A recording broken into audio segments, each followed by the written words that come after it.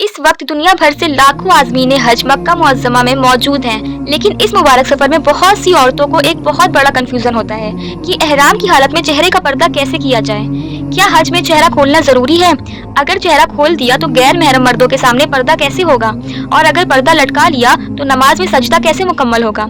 आज इस वीडियो में हम इन सारे सवालों का जवाब बहुत ही आसान लफ्जों में और सारी हदीस के हवाले से जानेंगे। सबसे पहले बात करते हैं उस हदीस की जिसे लेकर लोग अक्सर कंफ्यूज हो जाते हैं।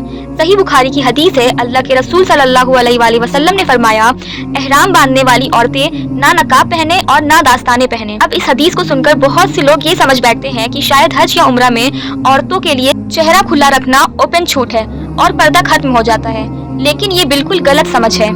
इस्लाम में पर्दा करने का हुक्म खत्म नहीं हुआ, बल्कि एहराम में पर्दा करने का तरीका बदल जाता है। मना सिर्फ उस निकाब को किया गया है जो चेहरे पर टाइट फिट बैठता है और स्किन से टच होता है। तो फिर गैर महरम मर्दों के सामने पर्दा कैसे होगा? इसका तरीका हमें हजरत आयशा रज़ी अल्लाह अन्हा के अमल से मिलता है। वो फरमाती हैं कि जब हम अल्लाह के रसूल सल्लल्लाहु अलैहि वसल्लम के साथ एहराम में होते थे और मर्दों का काफिला हमारे सामने से गुजरता तो हम अपनी चादर सर के आगे चेहरे पर लटका लेते थे, और जब वो गुजर जाते तो हम उसे हटा लेते। आजकल बाजार में कैप मिलती है जिनके आगे थोड़ा सा वाइजर निकला होता है। औरतें उसे पहनकर ऊपर से दुपट्टा या चादर लटका सकती हैं। इससे क्या होता है, कपड़ा आपके चेहरे की स्किन को टच भी नहीं करता और आपका पर्दा भी 100% मुकम्मल रहता है। अब यहाँ पर बहुत से लोगों के दिमाग में एक बहुत ही बारीक और सही सवाल आता है, अगर हम ऐसी कैप लगाएं जिसके आगे छज्जा हो तो नमाज में सजदा कैसे मुकम्मल होगा, क्योंकि सजदे में तो माथे और नाक का जमीन से टिकना फर्ज है।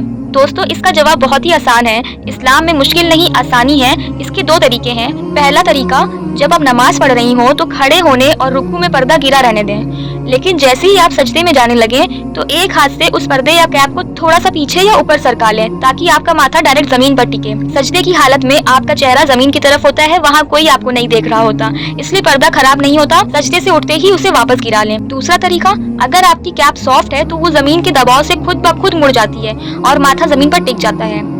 एक और जरूरी बात, अगर आप हरम शरीफ में सिर्फ औरतों की लाइंस में नमाज पढ़ रही हैं, जहां सामने मर्द नहीं है, तो आप अपना चेहरा बिल्कुल खोलकर सुकून से नमाज पढ़ सकती हैं। आप में से बहुत लोग सोचेंगे कि आज के जमाने में तो करोड़ों की भीड़ होती है, एक सेकंड भी ऐसा नहीं होता जब ना महरम मर्द सामने ना हो, तो क्या हम बार बार कपड़ा ऊपर नीचे करते रहें?